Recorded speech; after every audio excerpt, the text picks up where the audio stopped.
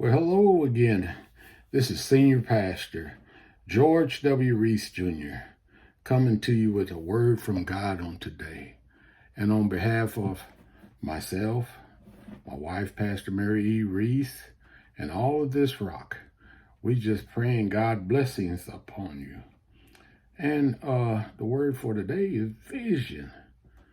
And the Bible said in Proverbs 29:18, where there is no vision, my people perish.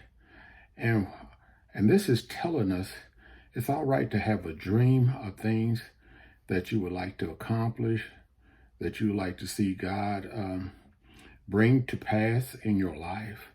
And we need dreams to help us to go forward. Without a vision, my people perish. If we can't visualize in our mind and start thinking about the good things that God had for us, then life becomes most dull, my people. But when you have dreams and aspirations of things that God has given you, and then you make all kind of efforts and preparation to go forth and allow God to be first of all. Allow God to be first in everything that you do, and He'll make these things come to pass if they're for you and they're in the realm of what God has for you. Not visions of evil and wickedness. I mean, people can have that, but I know God wants you to have good things.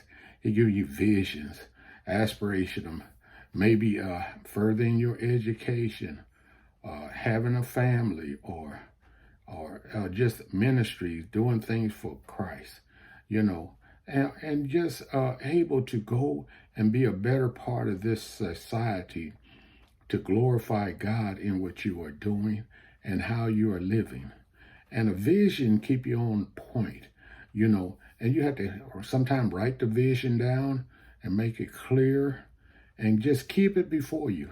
I know many people that have experienced success before they got there.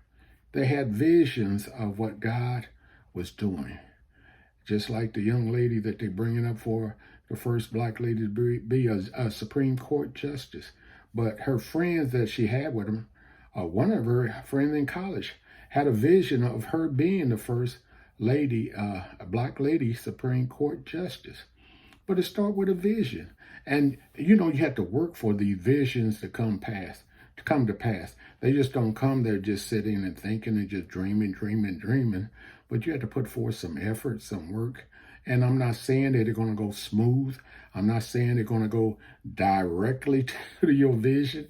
It may seem like it's coming about in a roundabout way, And as we look in the Bible and we're thinking about Joseph, and he had all his brothers, and he had all these brothers, and they thought because he had a vision that he was going to be greater, even though he was almost the youngest, and they were going to bow down to him.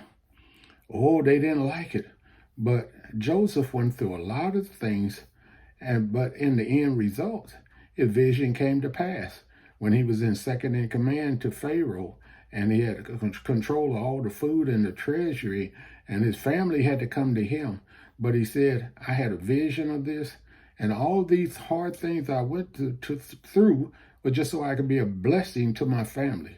And so a lot of time we go through things in order for vision to come to pass, but they have a purpose, a godly purpose. And sometimes they, like I say, they lead you in many different pathways. It may take you some years to get there, but don't give up. You may go through some strange paths. You may go through some obstacles. You may go through things that say, this has nothing to do with the vision, but in the end, it shall come to pass. Because Joseph's brothers, they turned on him. they put him in the pit, but then they pulled him out of the pit and sold him into slavery. And then he was in Potiphar's house, and we know the story, how he got thrown in jail. But in the end, he still was interpreter of visions and dreams. Dream on, my people. Dream on the good things that God has for you.